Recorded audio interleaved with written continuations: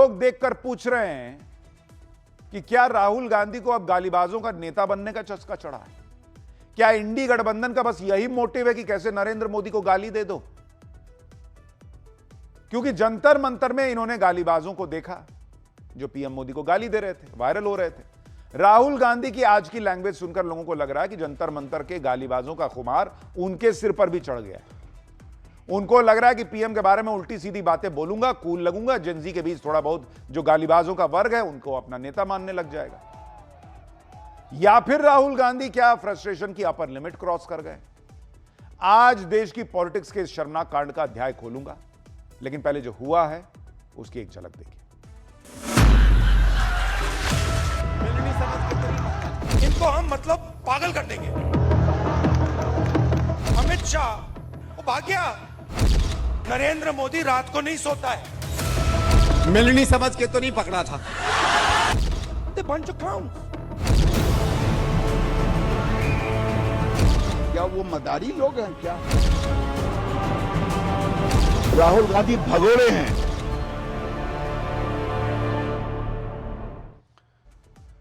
देखिए, राहुल गांधी जिस लैंग्वेज में बात कर रहे हैं उसे सुनकर लोग यही कह रहे हैं कि ये तो जंतर मंतर के गालीबाजों वाली भाषा की तरफ बढ़ रहे हैं। ऐसे ही अगर राहुल गांधी बोलते रहे और उन्हें टोका नहीं गया तो फिर लोग कह रहे हैं कि एक दिन ऐसा भी आएगा कि राहुल गांधी और जंतर मंतर के गालीबाजों की लैंग्वेज में कोई ज्यादा अंतर नहीं रह जाएगा। आप सोचिए कि देश के प्रधानमंत्री के लिए देश का नेता प्रतिपक्ष किस तरह की भाषा का इस्तेमाल कर रहा है। सुनिए राहुल गांधी को कितने पर्सनल लेवल पर जाकर वो अटैक कर रहे हैं। हाथ मिलाने का ऑर्डर दे दो, चलो सिंपल कर देते हैं। फ्रेंडली जेस्चर, हाथ मिलाने का ऑर्डर कर देते हैं। हाथ मिलाने का ऑर्डर दो। Our job is very simple. And we can drive them crazy. इनको हम मतलब पागल कर देंगे। मैं आपको बता रहा हूं, नरेंद्र मोदी रात को नहीं सोता है।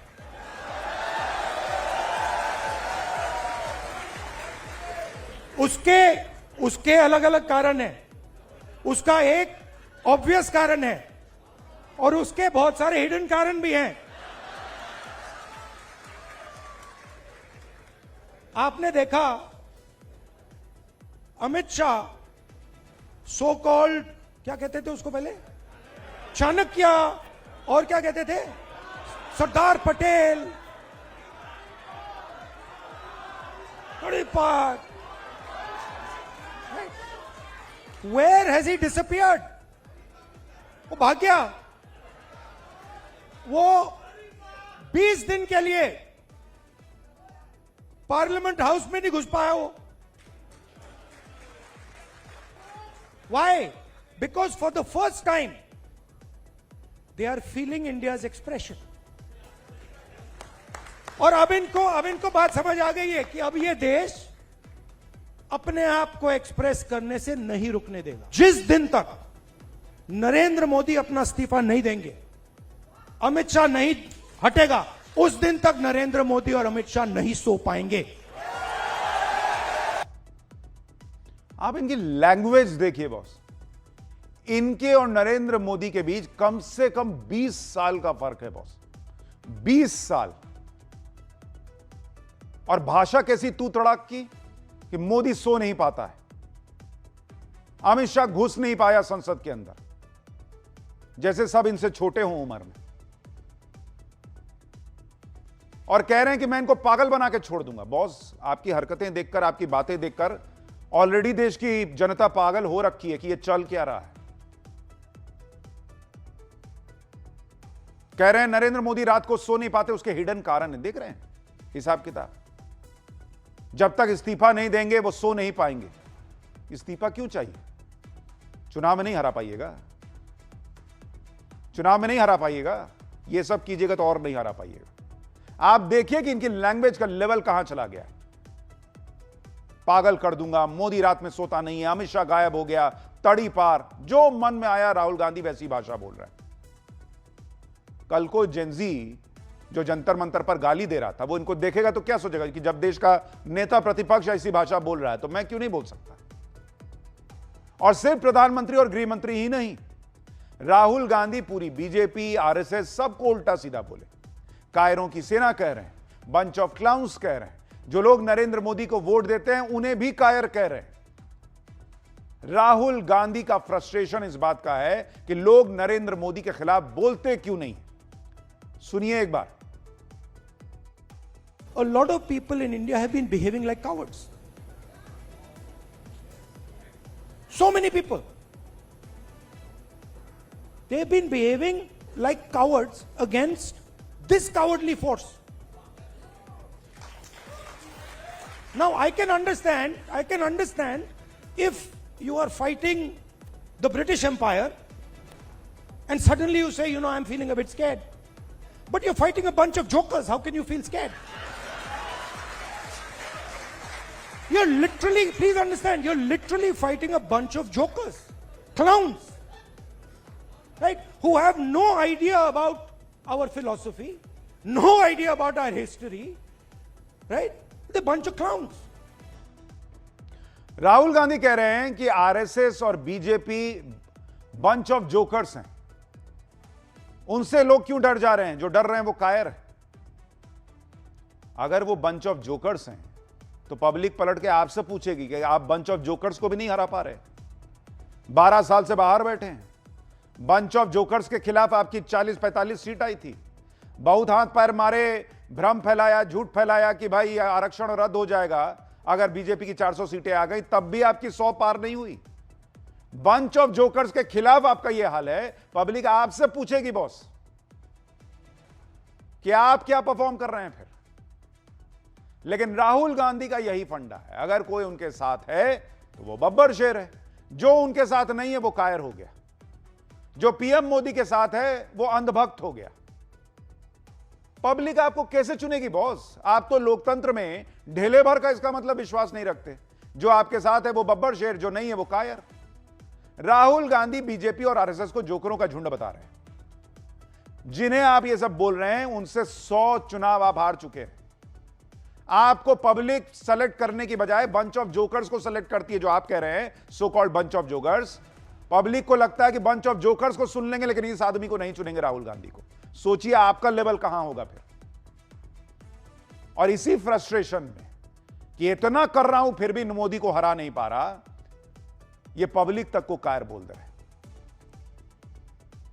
आप देखिए राहुल गांधी ऐसी ऐसी बातें कर रहे हैं जिनका कोई सिर पैर नहीं। राहुल गांधी नरेंद्र मोदी की जो विदेश नीति है, जिसकी दुनिया भर में चर्चा है, बड़े बड़े लोग, बड़े बड़े देशों के राष्ट्रीय अध्यक्ष बोल चुके हैं। कोई मोदी को बॉस बता रहा है, ट्रंप तारीफ कर रहे हैं, पुतिन तारीफ कर रहे हैं, अलग अलग जगहों पे इसकी चर्चा हो रही है। अंग्रेजी अखबारों में, अलग अलग विदेशी अखबारों में उसकी चर्चा हो रही है। उस विदेश नीति का राहुल गांधी मजाक उड़ा रहे हैं। राहुल गांधी ने मंच पर मौजूद कांग्रेस नेता संदीप दीक्षित को गले लगाकर यह बताया कि पीएम मोदी विदेश के नेताओं से ऐसे ही गले मिलते हैं। लेकिन पीएम मोदी की नकल करने के चक्कर में राहुल गांधी के इसी मंच पर महा ब्लंडर भी हुआ, क्योंकि इस चक्कर में इटली की पीएम मेलोनी का नाम घसीट लिया गया। पीएम मोदी के साथ साथ मेलोनी पर भी अभद्र टिप्पणी की गई।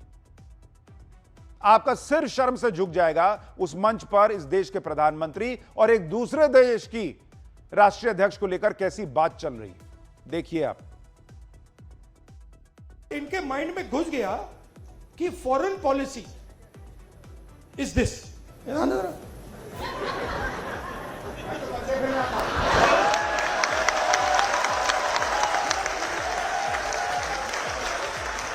अब पता नहीं किसने डाला, कहां से घुसा कि भाई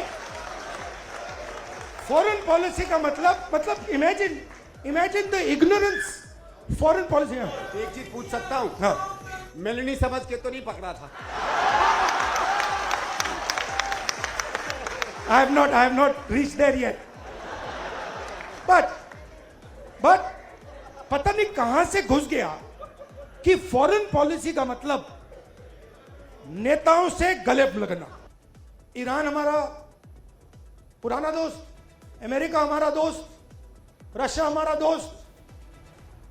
चलो भैया हम रेलेवेंट बन जाते हैं, इनकी दोस्ती बनाते हैं। हुआ क्या? नहीं हुआ क्या? पाकिस्तान ने हमें जगह उठा के ले गया। जो मीडिएटर पाकिस्तान बन गया और हिंदुस्तान, मोदी जी देखते रह गए। ये हुआ क्या भाई? ये कैसे हुआ? अब क्या हुआ? अभी ये मीडिया वाले आपको बता नहीं रहे। मुझे मालूम है, आजकल भैया मैं आपको बता रहा हूं, मोदी जी के ऑफिस के अंदर से मुझे इंफॉर्मेशन मिलती है। आप सोचिए किस तरह की बातें चल रही हैं इस मंच पर कि पीएम मोदी सबसे जाकर गले मिल लेते हैं और संदीप दीक्षित आके मजाक उड़ा रहे हैं कि मेलोनी समझ के गले तो नहीं लगाया था। मतलब एकदम ही लेवल गिरा दिए हैं बॉस। कल को सोचिए ये विजुअल इटली भी पहुंचेगा, दूसरे देशों में भी जाएगा कि देखिए कैसी कैसी बातें होती हैं। नेता प्रतिपक्ष इंडिया का ऐसी बात बोल रहा है, उसके मंच पे ये सब चल रहा है। क्या इज्जत रह जाएगी देश की? और राहुल गांधी ने संदीप दीक्षित को मना भी नहीं किया कि नहीं आप गलत बात कह रहे हैं, ऐसा मत बोलिए। कह रहे हैं मैं अभी उस लेवल पे नहीं पहुंचा। क्या स्तर है बॉस। और आप सोचिए नरेंद्र मोदी विदेश गए, किसी राष्ट्राध्यक्ष से अगर मिल रहे हैं, उनकी दोस्ती है, तो गले ना मिले, उसको कोहनी मार दें क्योंकि राहुल गांधी चाहते हैं। और 3 दिन के दौरे में क्या दिन भर गले ही मिलते रहते हैं? इन लोगों का फ्रस्ट्रेशन लेवल देखिए, क्योंकि ये सोचते हैं कि जैसे कल इन्होंने कहा कि अमित शाह क्या बोलेंगे ये डिसाइड करेंगे। इनके अंदर ये राजा वाली सोच घुसी हुई है कि मैं तय करूंगा कि संसद में चर्चा क्या होगी, कब होगी, कौन आएगा, कौन नहीं आएगा, कौन क्या बोलेगा, मीडिया मुझसे क्या पूछेगा, मोदी विदेश जाएंगे तो कैसे मिलेंगे, कैसे नहीं मिलेंगे। इनको लग रहा है कि नरेंद्र मोदी को पहले वाले रिमोट से चलने वाले पीएम जैसा बिहेव करना चाहिए कि ये इधर से बटन दबाएं और मोदी जाएं और उधर वैसा ही व्यवहार करें। और मोदी इनका लोड लेते नहीं। 12 साल से वो अपने हिसाब से विदेश नीति चला रहे हैं, तो इसी में ये लोग सक पकाए हुए हैं। इनको लगता है कि पब्लिक देखती है कि मोदी के सबसे अच्छे संबंध हैं, तो मोदी को लेकर नाम हो जा रहा है तो उसको किसी तरह से डिफेम कर दो।